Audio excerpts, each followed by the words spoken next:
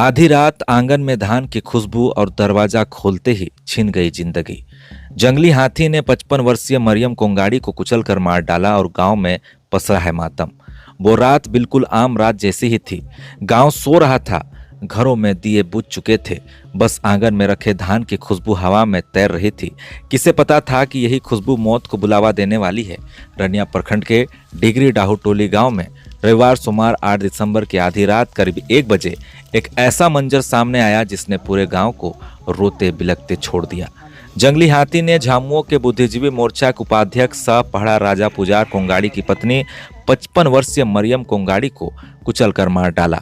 घर के आंगन में धान रखा हुआ था, उसी धान की खुशबू से खींचकर जंगली हाथी चुपचाप आंगन तक पहुंच गया। मरियम को इसकी भनक तक नहीं थी। वह रोज की तरह शौचालय जाने के लिए दरवाजा खोलती है और उसी पल अंधेरे में सामने खड़ा था जंगली हाथी।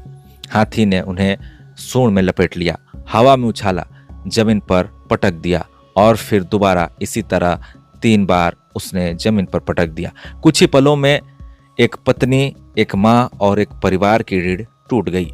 मरियम की चीखों से घर और आस पड़ोस के लोग जागे। लोग टॉर्च, डंडा, जलती लकड़ी लेकर दौड़े। जान की बाजी लगाकर गांव वालों ने हाथी को जंगल की ओर भगाया, लेकिन तब तक काफी देर हो चुकी थी। मरियम की सांसें थम चुकी थी। सुबह होते ही गांव में मातम पसर गया।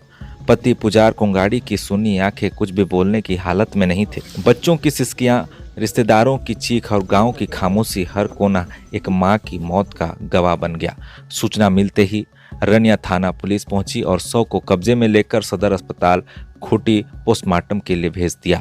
वन विभाग के प्रभारी वनपाल अविनाश लुगुन ने मौके पर पहुंचकर 30,000 रुपये की तत्कालिक सहायता दी। हाथी भगाने के लिए टॉर्च और पटाखे परिजनों को सौंपे। मदद मिली, लेकिन जिस गोद ने बच्चों को पाला वह गोद अब हमेशा के लिए खाली हो गई। सवाल वही पुराना है, कब रुकेगा यह इंसान हाथी का संघर्ष।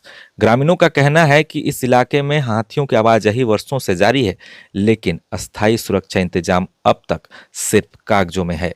हर बार कोई मां मरती है, हर बार कोई घर उजड़ता है और हर बार सवाल वही रह जाता है, क्या किसी और की मौत के बाद ही फिर कोई कदम उठाया जाएगा।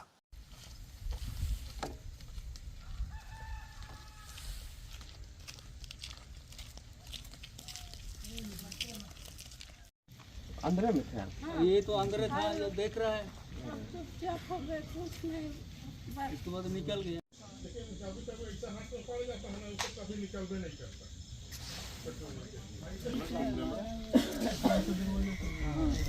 हाँ, नहीं सुना।